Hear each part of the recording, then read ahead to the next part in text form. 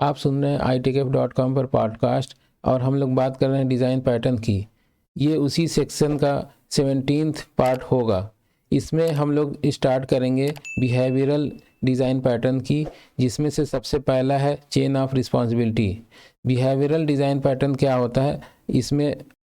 इसमें बात होती है कि किस तरीके से इफ़ेक्टिव तरीके से आप ऑब्जेक्ट को एक दूसरे से कम्युनिकेशन करवा सकते हैं।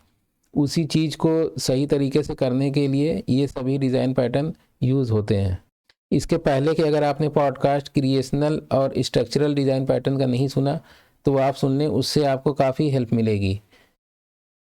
बात करें अगर एक बार समरी की, तो क्रिएशनल वाले में होता था जिसमें हम ऑब्जेक्ट क्रिएट करने का जो भी मैकेनिज़्म होता है उसको ध्यान में रखते थे। उसके लिए जो भी डिज़ाइन पैटर्न यूज़ होता था वो क्रिएशनल के अंडर में आता है। और स्ट्रक्चरल में क्या होता था, इसके अंदर ऑब्जेक्ट किस तरीके से असेंबल होगा, एक बड़े स्ट्रक्चर को किस तरीके से छोटे छोटे स्ट्रक्चर में और फ्लेक्सिबल और इफ़िशिएंट तरीके से करते थे, ये स्ट्रक्चरल होता था। तो ये अगर पॉडकास्ट आपने नहीं सुनी तो आप इसको ज़रूर सुन लें। और चैनल को भी आप सब्सक्राइब कर लीजिए और इसको लाइक कर दें, क्योंकि लाइक जो है आप लोग नहीं कर रहे हैं। आगे बढ़ते हैं, चेन ऑफ रिस्पॉन्सिबिलिटी की बात करते हैं। चेन ऑफ रिस्पॉन्सिबिलिटी में ये होता है कि इसमें एक रिक्वेस्ट को हम आगे चेक करके और आगे दे देते हैं, फिर वो चेक करके आगे दे देता है। इस तरीके से इसमें एक चेन ऑफ रिस्पॉन्सिबिलिटी बन जाती है, जो कि एक रिक्वेस्ट को एक रिसीव करता है और वो आगे दे देता है उसको प्रोसेस करने के लिए। फिर वो उसको प्रोसेस करेगा, फिर उसको नेक्स्ट आगे कर देगा कि ये लो इसको प्रोसेस करो। तो इस तरीके से ये डिज़ाइन पैटर्न काम करता है। इसको अगर सही से समझाने के लिए, कभी आपने अगर कोई आप किसान हो या आपने किसान को खेत में काम करते हुए देखा हो, तो जब उनकी फसल की कटाई होती है तो उस फसल की कटाई को फसल को ले जाना पड़ता है थोड़ी दूर पर। उसमें क्या करते हैं, वो एक बंदा उठा के थोड़ी दूर चलता है उसको, फिर बीच में एक बंदा मिल जाता है, वो उसको आगे ट्रांसफ़र कर देता है। इस तरीके से वो आगे ट्रांसफ़र कर देता है। इसी तरीके से जो कंस्ट्रक्शन का काम होता है उसमें भी जैसे कोई चीज़ को एक जगह से दूसरी जगह उठा के ले जाना होता है, तो उसमें स्टार्ट टू एंड एक ही बंदा अगर लेके जाएगा तो वो थक जाएगा और उसको ज़्यादा मेहनत पड़ेगी। तो उसमें करते क्या है कॉन्सेप्ट, कि उसमें मान लीजिए कि 100 मीटर की दूरी पे हमें लेके जाना है कोई चीज़, तो उसमें जो है 10 बंदे खड़े कर देंगे 10-10 मीटर की दूरी पर। तो उसमें एक बंदा जो है सिर्फ 10 मीटर ले जाएगा और 10 मीटर के बाद दूसरे बंदे को पकड़ा देगा।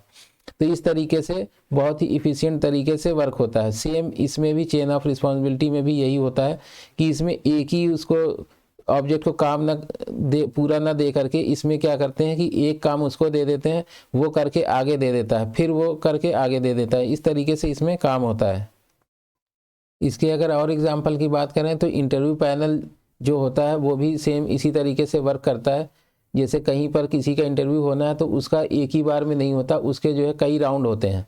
तो सबसे पहले उसका जो इंटरव्यू होगा वो इंटरव्यू लेगा और उसको प्रोसेसिंग करेगा, देखेगा, अगर उसको ठीक लगेगा तो वो आगे नेक्स्ट लेवल पे उसको दे देगा। फिर नेक्स्ट लेवल वाला चेक करेगा, इंटरव्यू लेगा और उसको अगर ठीक लगेगा तो वो आगे नेक्स्ट पे फॉरवर्ड करेगा। तो इस तरीके से यहाँ भी चेन ऑफ रिस्पॉन्सिबिलिटी वाला एक तरीके से एग्जाम्पल आपको दिखाई देगा। इसकी अगर प्रोस की बात करें तो you can control the order of request handling. Second इसका होगा सिंगल रिस्पॉन्सिबिलिटी प्रिंसिपल यहाँ पर फॉलो हो रहा होगा। और थर्ड इसमें ओपन और क्लोज का जो प्रिंसिपल है वो फॉलो हो रहा होगा। अगर आपको ये प्रिंसिपल नहीं समझ में आ रहा है तो कोई बात नहीं, इसके लिए हमने सॉलिड प्रिंसिपल का अलग से पॉडकास्ट बना दिया है, उसको आप ज़रूर एक बार सुन सकते हैं। अब इसकी बात कर लेते हैं जावा में एग्जाम्पल की। तो जावा में इसका एक बेहतरीन एग्जाम्पल आपको लॉगर में मिलता है। लॉगर में भी ठीक इसी तरीके से काम होता है। और दूसरा एग्जाम्पल की बात करें तो इसमें सर्वलेट के अंदर जो फ़िल्टर होता है, फ़िल्टर आप लोग अगर स्प्रिंग यूज़ करेंगे या इसके पहले स्ट्रट्स यूज़ करते होंगे तो उसमें ये चीज़ काफ़ी यूज़ होती है। तो ये फ़िल्टर में भी यही होता है, उसमें जो डू फिल्टर का मेथड होता है वो भी चेन ऑफ रिस्पॉन्सिबिलिटी, उसमें बहुत सारी जो है हम उसमें सेटिंग कर सकते हैं। उम्मीद है आपको ये समझ में आया होगा। तो इस पार्ट में बस इतना ही। आगे हम लोग अब बात करेंगे नेक्स्ट पार्ट में कमांड डिज़ाइन पैटर्न की। तब तक के लिए आप चैनल ज़रूर सब्सक्राइब कर लें।